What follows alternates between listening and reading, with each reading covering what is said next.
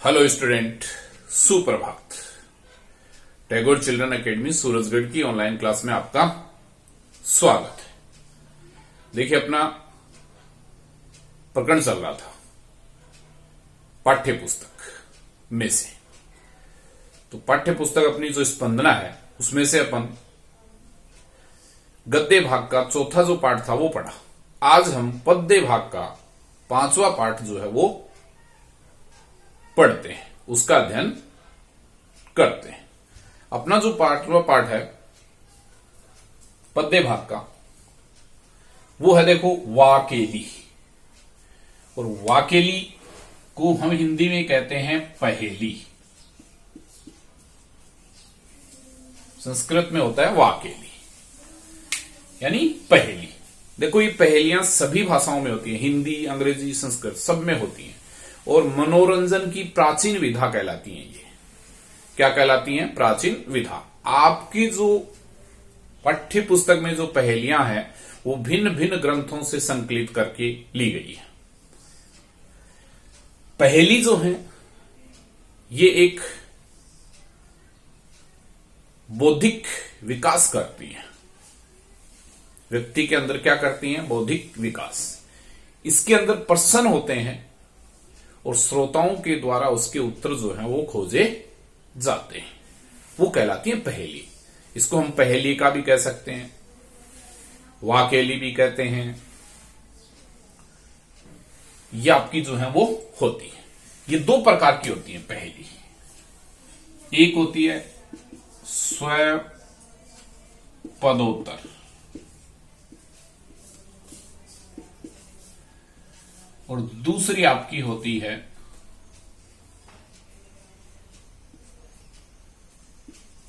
अस्व पदोत्तर।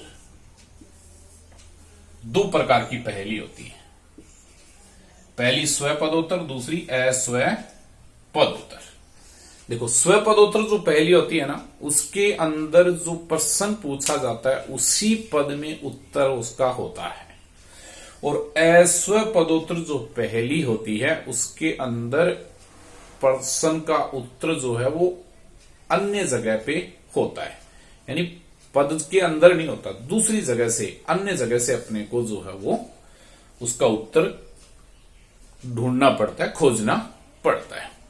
श्रोताओं के द्वारा इसके आंसर जो है वो खोजे जाते हैं, जो कि एक बौद्धिक विकास करती है। आज हम इसी क्रम को आगे बढ़ाते हुए अपनी पाठ्य पुस्तक की भिन्न भिन्न ग्रंथों से संकलित की गई कुछ पहेलियों का विस्तार से अध्ययन करेंगे, जिसके अंदर क्या प्रश्न पूछा गया है और उसके उत्तर जो हैं वो क्या मिलेंगे, वो अपने को आगे जो है वो विस्तृत रूप से हम पढ़ेंगे। उन करते हैं प्रथम पहेली। देखो, प्रथम पहेली में 4 चरण है। प्रथम 3 चरणों में प्रश्न पूछे गए हैं और जो आपका अंतिम चरण है उस चरण में इसके उत्तर बताए गए हैं, यानी उत्तर दिए गए हैं। पहला चरण है, उसके अंदर देखो प्रथम प्रश्न पूछा है कि कस्तूरी कस्मात जायते, यानी कस्तूरी जो है वो कस्मात यानी किससे जायते यानी उत्पन्न होती है। दूसरा जो चरण है उसमें प्रश्न पूछा, देखो, को हंती करीणाम कुलम। करीणाम यानी हाथियों के, कुलम यानी वंश को यानी कौन, हंती यानी नष्ट करता है। तीसरे चरण में प्रश्न पूछा है, देखो, कि कातरो यानी कायर, युद्धे यानी युद्ध में, किम कुर्यात क्या करता है। तो कायर युद्ध में क्या करता है। अंतिम चरण में उत्तर बताए गए हैं तीनों के, मृगात सिंह पलायते। तो कह रहा, देखो, कि प्रथम अपना प्रश्न था कि कस्तूरी कस्मात जायते, यानी कस्तूरी किससे उत्पन्न होती है। तो इसका आंसर होगा मृगात। मृगात होता है हिरण। दूसरा है को हंती करीणाम कुलम। इसमें पूछा है कि हाथियों के वंश को कौन नष्ट करता है। तो आंसर दिया है इसका सिंह है। सिंह यानी शेर। और तीसरे चरण का प्रश्न है कि कातरो युद्धे किम कुर्यात, कायर युद्ध में क्या करता है। तो इसका उत्तर जो है वो बताया गया है पलायते, यानी भाग जाता है। तो इस प्रकार से ये 3 चरणों के 3 प्रश्न है और उनके उत्तर इसमें दिए गए हैं। अब देखो, कस्मात किम शब्द है पंचमी का एक वचन है। जायते जन धातु है, लट लकार प्रथम पुरुष एक वचन है। हंती हन धातु है, लट लकार प्रथम पुरुष बहुवचन है। करीणाम षष्ठी का बहुवचन है। कुर्यात विधिलिंग लकार का क्री धातु से प्रथम पुरुष एक वचन है। और मृगात भी मृग पंचमी एक वचन है।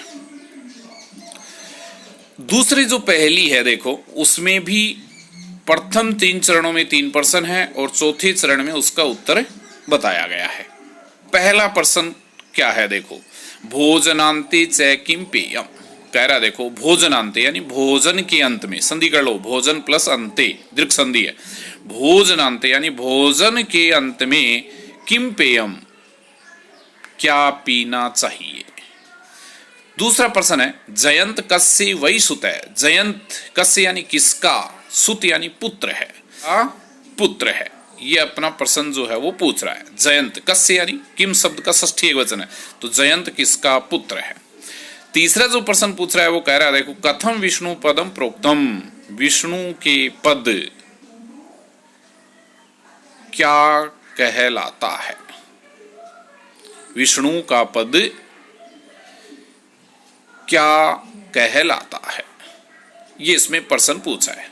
इसके उत्तर दिए हैं देखो, तक्रम सक्रस्य दुर्लभम। तो प्रथम जो प्रश्न है कि भोजन के अंत में क्या पीना चाहिए, उसका उत्तर होगा तक्रम। तक्रम होती है छाछ। दूसरा प्रश्न है जयंत किसका पुत्र है, तो इसका उत्तर दिया सक्रस्य। सक्रस्य होता है इंद्र। और विष्णु के पद क्या होते हैं या विष्णु के पद कैसे होते हैं, तो बताया गया है दुर्लभ है, यानी दुर्लभ। उसके बाद देखो अपना जो तीसरी पहेली है उसके अंदर 3 चरणों में 7 प्रश्न पूछे हैं और अंतिम चरण में उसके उत्तर जो हैं वो बताए गए हैं। देखिए प्रथम चरण में कौन कौन से प्रश्न है उसका हम वर्णन करते हैं। देखो पहला, रवे कवे किम समरस्य सारम। प्रथम चरण के अंदर 3 प्रश्न पूछे हैं। पहला प्रश्न पूछा है कि रवे होता है सूर्य, तो सूर्य का सारम यानी सार, किम यानी क्या है। दूसरा ही प्रश्न इसमें पूछा कवे यानी कवि का सार क्या है। और तीसरा प्रश्न इसी में पूछा समरस्य। समरस्य होता है युद्ध, युद्ध का सार क्या है। दूसरा जो चरण है उसके अंदर 2 प्रश्न पूछे हैं। देखो कर्से भयम किम। कर्से यानी खेती को क्या, खेती को भय क्या है, खेती को भय क्या है या खेती को किससे भय होता है। और दूसरा प्रश्न पूछा है किम अदंती भृंगा। भौरे क्या खाते हैं। तीसरे चरण में प्रश्न पूछा है देखो 2 प्रश्न है इसमें भी, सदा भयम च अपि अभयम च केसाम। यानी कह रहा देखो कि भय सदा क्या होता है। और दूसरा प्रश्न पूछा है कि अभय सदा क्या होता है। इस प्रकार से ये प्रश्न पूछे, इसके उत्तर जो है वो अंतिम चरण में दिए गए हैं। भागीरथी तीर समाश्रिता नाम। कह रहा देखो रवि, रवि का सार क्या है, तो इसका उत्तर है भास।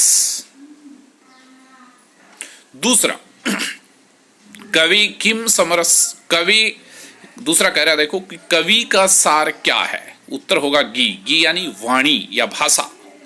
तीसरा समरस्य सारम किम, युद्ध का सार क्या है, तो उत्तर होगा रथी। रथी यानी वीर। फिर पूछता है कि खेती यानी जो कृषि होती है खेती, खेती का भय क्या होता है, उत्तर होगा इति।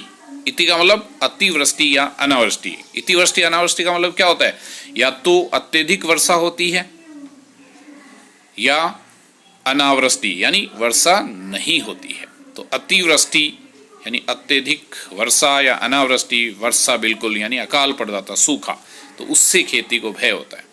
फिर कहता है भृंगा यानी भौरे क्या खाते हैं, किम अदंती। अदंती यानी खाना, क्या खाते हैं, उत्तर आएगा रसम। रस यानी पुष्प रस भौरे जो हैं वो खाते हैं, तो उत्तर होगा पुष्प रस। फिर कह रहा है भय सदा क्या होता है, तो आश्रिता नाम। उत्तर होगा आश्रिता नाम, यानी पराधीन जो होता है, पराधीन। तो भय हमेशा पराधीन को होता है। और अभयम सदा कैसा, कि कैसा यानी कैसा होता है। तो कह रहा है देखो, भागीरथी तीर समाश्रिता नाम, यानी गंगा किनारे रहने वाला। इस प्रकार से ये 7 प्रश्न पूछे। पहला प्रश्न था कि सूर्य का सार क्या है, तो आंसर होगा भा यानी प्रकाश। दूसरा पूछ रहा है कवि का सार क्या है, तो आंसर होगा आपका गी यानी वाणी और भाषा। तीसरा समर युद्ध का सार क्या है, आंसर होगा रथी यानी वीर। चौथा प्रश्न है कि खेती का भय क्या होता है, तो अतिवृष्टि या अनावृष्टि यानी इति। चौथा प्रश्न, पांचवा प्रश्न है कि भौरे क्या खाते हैं, यानी रसम पुष्परस। छठा प्रश्न है भय सदा क्या होता है, तो आश्रिता नाम यानी पराधीन। और अंतिम प्रश्न है आपका कि अभय सदा क्या होता है, उत्तर होगा गंगा किनारे रहने वाला। अब यहाँ पे देखो कर्से भयम संधि कर लेते हैं, कर्से विसर्ग लगा दो, भयम रुत्व विसर्ग संधि का उदाहरण है। यहाँ पे समरस से समर शब्द षष्ठी एक वचन है। फिर यहाँ पे चापी अभयम च, इसको अपन करेंगे तो च जोड़ अपी जोड़ अभयम जोड़ च, इस प्रकार से संधि विच्छेद होगा। च जोड़ अपी में दीर्घ संधि हो जाएगी, और अपी जोड़ अभयम में यण संधि हो जाएगी, और अभयम जोड़ च में आपकी परस्वर्ण संधि हो जाएगी। केसाम किम शब्द है, षष्ठी का बहुवचन है। इस प्रकार से ये आपका जो है वो तीसरी पहेली के अंदर प्रश्न पूछे गए हैं। चौथी जो पहेली है देखो, उसके अंदर भी 3 चरण हैं, और तीनों चरणों के साथ ही प्रश्नों के उत्तर जो हैं वो दिए गए हैं। पहला प्रश्न पूछा है देखो, उसी में उसका उत्तर है सीमंतनीसु का शांता। प्रश्न पूछा है कि सीमंतनीसु यानी स्त्रियों में, शांता यानी शांता का यानी कौन है। दूसरा है राजा को अभूत गुणोत्तम है। कह रहा देखो गुण यानी गुणों में या गुणवानों में उत्तम यानी श्रेष्ठ, राजा को अभूत कौन है। फिर कह रहा है विद्वत भी का सदा वंधा। कह रहा देखो विद्वानों के द्वारा सदा यानी हमेशा वंदनीय क्या है। ये आपके इसमें अत्रेयुक्तम न बुद्धते, कह रहा है कि इसी पहेली में उत्तर जो है वो बताए गए हैं। तो प्रथम आपका प्रश्न था, उसमें था कि स्त्रियों में शांता कौन है, उत्तर अपने को ढूंढना है। तो देखो इस चरण का प्रथम अक्षर और अंतिम अक्षर दोनों जोड़ दीजिए, आपका उत्तर बन जाएगा। क्या उत्तर बन जाएगा, सी। प्रथम अक्षर है सी, अंतिम अक्षर है ता, जोड़ दो सीता, तो उत्तर हो जाएगा स्त्रियों में शांता कौन है, तो उत्तर हो जाएगा सीता। सभी में ऐसे ही करना है। दूसरे चरण में भी प्रथम और अंतिम अक्षर जोड़ना है, तीसरे चरण में भी प्रथम और अंतिम अक्षर जोड़ना है। देखो दूसरे चरण में कह रहा है कि गुणवानों में श्रेष्ठ राजा कौन हुआ या कौन है, उत्तर हो जाएगा रा और मैं जोड़ दीजिए राम। तीसरा प्रश्न है देखो विद्वत भी, विद्वानों के द्वारा सदा वंदनीय क्या है, का यानी क्या है, वंदन वंदा यानी वंदनीय, तो उत्तर हो जाएगा वी और अंतिम द्या, तो क्या हो जाएगा विद्या। तो विद्वानों के द्वारा सदा वंदनीय क्या है, आंसर होगा विद्या। इस प्रकार से ये आपकी चौथी जो पहेली है ये इसमें आपकी जो है वो बनती है। इस प्रकार ये उत्तर आपके होते हैं। तो ये 4 पहेली हैं। इसके बाद आगे जो और पहेली हैं वो अपन अगला अपना देखो पहेली है पानीयम पातुम इच्छामि त्वत् कमल लोचने यदि दास्यसि न इच्छामि न दास्यसि पिबामि अहम। कवि कह रहा है देखो कि कमल लोचने, हे कमल के समान नेत्रों वाली, लोचने होता है नेत्र, तो हे कमल के समान नेत्रों वाली, त्वत् तुम्हारे हाथों से, पानीयम पातुम इच्छामि, पानीयम यानी जल पातुम यानी पीना, इच्छामी यानी चाहता। तो हे कमल के समान नेत्रों वाली तुम्हारे हाथों से जल पीना चाहता हूँ। यदि दास्यसी न इच्छामी, देखो इसको अलग अलग करते हैं। दास्यसी, दासी प्लस असी यण संधि का उदाहरण है, और न प्लस इच्छामी गुण संधि का उदाहरण है ये। तो कह रहा है कि यदि दासी असी, दासी होता है दादी, यदि दासी हो, न इच्छामी नहीं पीता, कह रहा है यदि दासी हो नहीं पीता हूँ। न दास्यसी पिबामी हम, पिबामी हम में करोगे तो पिबामी जोड़ अहम, फिर यण संधि का उदाहरण है।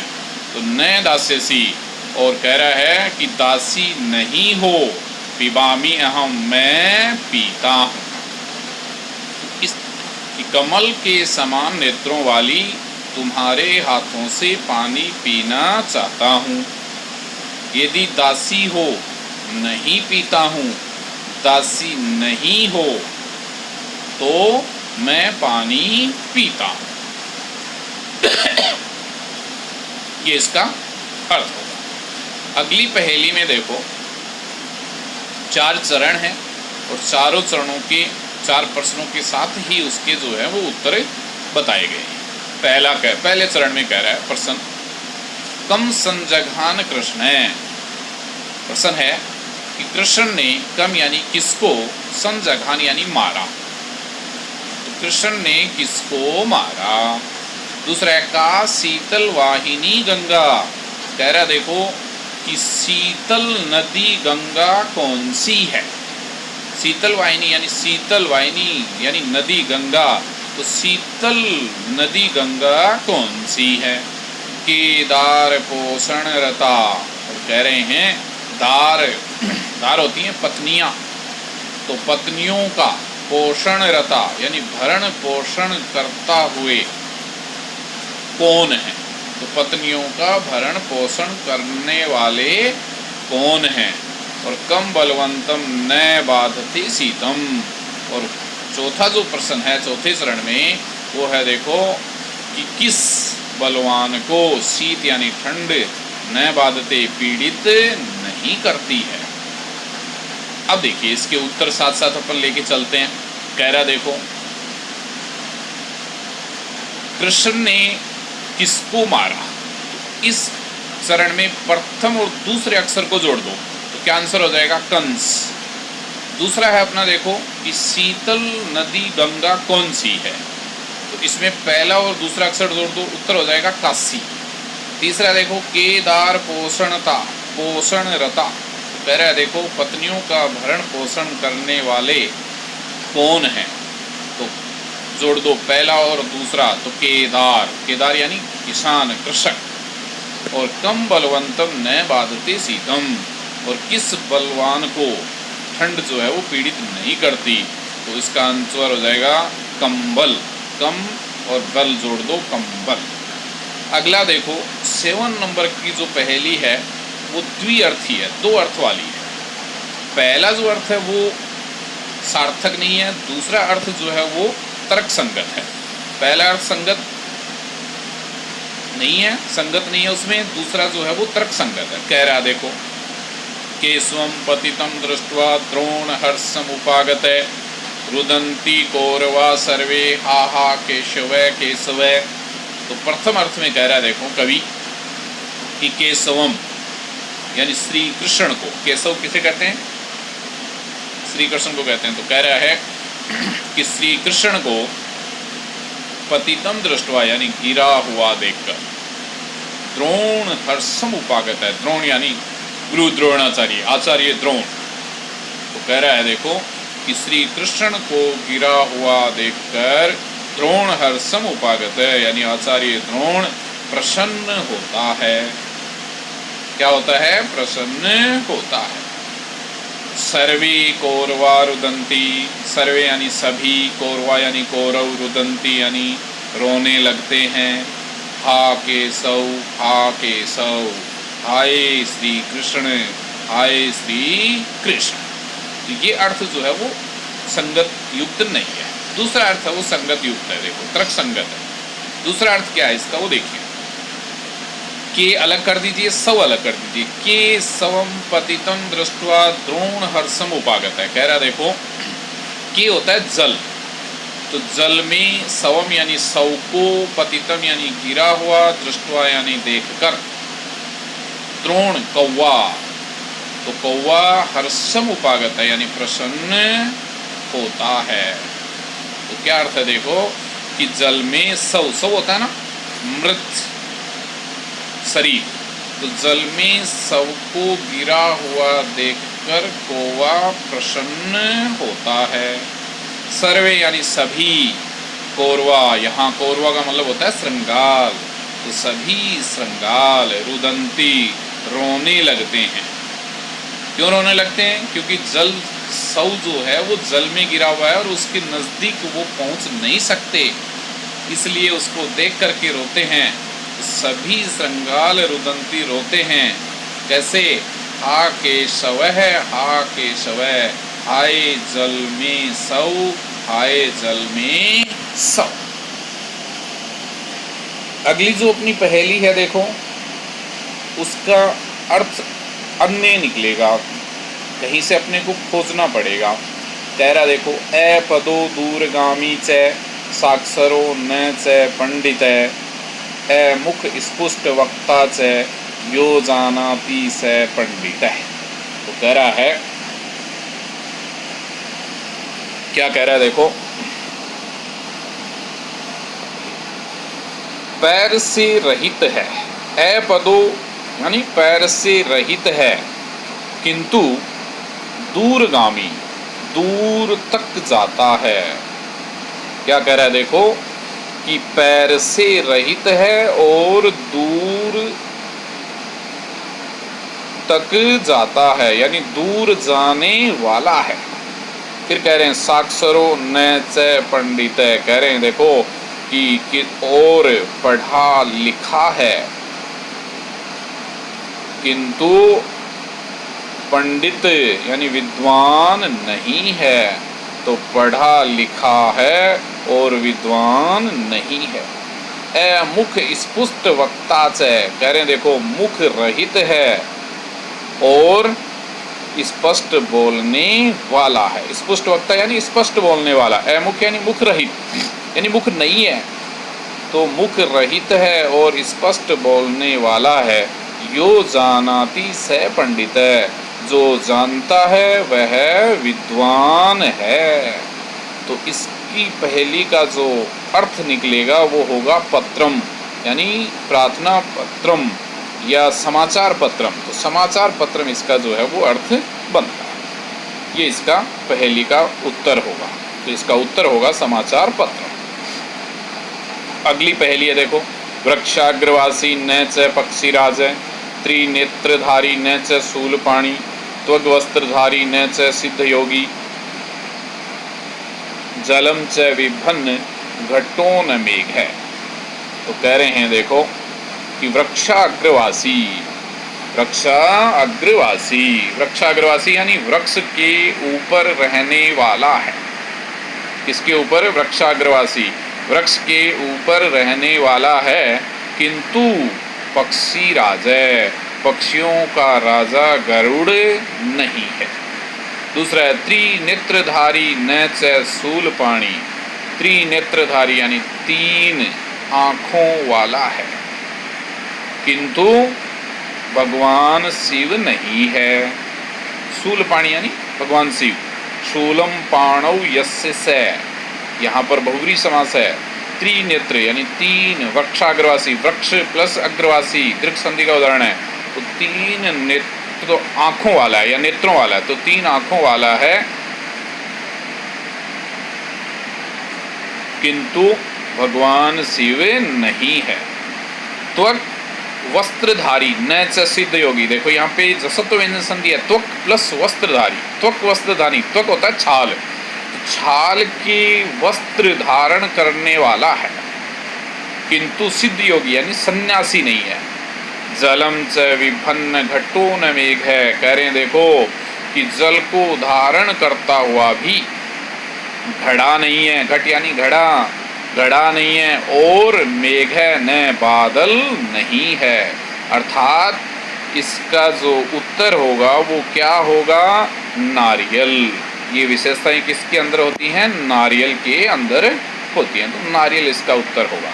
क्या कह रहा है देखो कि वृक्षा यानी वृक्ष के ऊपर रहने वाला है किंतु पक्षियों का राजा गरुड़ नहीं है।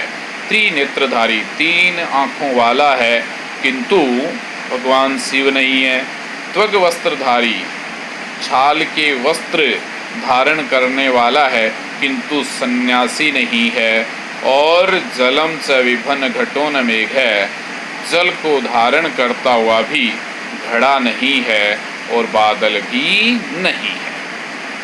अंतिम अपनी जो पहेली है उसमें कह रहा देखो, नंदामि मेघान गगने अवलोके नृत्यामि गायामि भवामि तुष्टै न अहम कृषिज्ञ पथिको अपि न अहम वदन्तु विज्ञा मम नाम धेयम।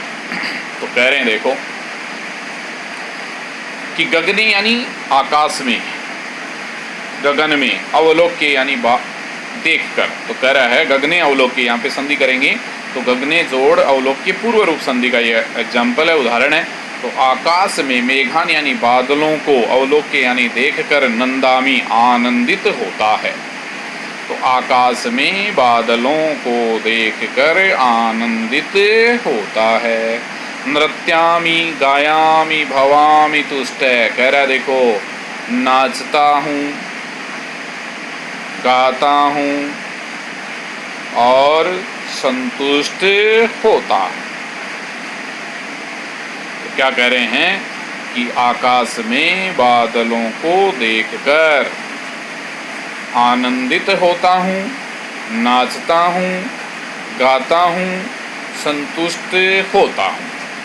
न अहम कृषिज्ञ, कह रहा है देखो मैं न तो किसान हूँ, न पथिको अपि न अहम, और अहम यानी मैं, न ही पथिक यानी यात्री हूँ। वदन्तु विज्ञा, विज्ञा यानी विद्वानों, मम नाम ध्येय वदन्तु, मेरा नाम बताओ।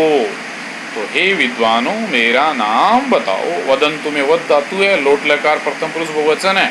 पथिको अपि, पथिकः प्लस अपि उत्व विसर्ग संधि का उदाहरण है। ना अहम, न प्लस अहम दृक् संधि का ये उदाहरण है। तो कह रहा है देखो कवि कह रहा है कि आकाश में बादलों को देखकर आनंदित होता हूँ, नाचता हूँ, गाता हूँ, संतुष्ट होता हूँ। न मैं किसान हूँ और न ही मैं यात्री हूँ। हे विद्वानों मेरा नाम बताओ। तो इस पहेली का जो उत्तर होगा वो क्या होगा, मयूर, क्योंकि ये सभी विशेषताएं किसके अंदर होती हैं, मयूर के अंदर होती हैं। तो इस प्रकार से अपनी ये पहेलियों से संबंधित अपना जो लेसन था ये यहाँ पे समाप्त होता है। इससे संबंधित आपके जो प्रश्न हैं उसके उत्तर आ सकते हैं, या इन पहेलियों में से कोई एक पहेली आएगी उसका हिंदी अनुवाद पूछ सकता है, या इस पहेली में से कोई एक आएगी उसकी संस्कृत व्याख्या जो है वो पूछ सकता है। तो इस प्रकार ये आपका जो है भिन्न भिन्न ग्रंथों से ली गई पहेलियाँ यहाँ पे समाप्त होती हैं।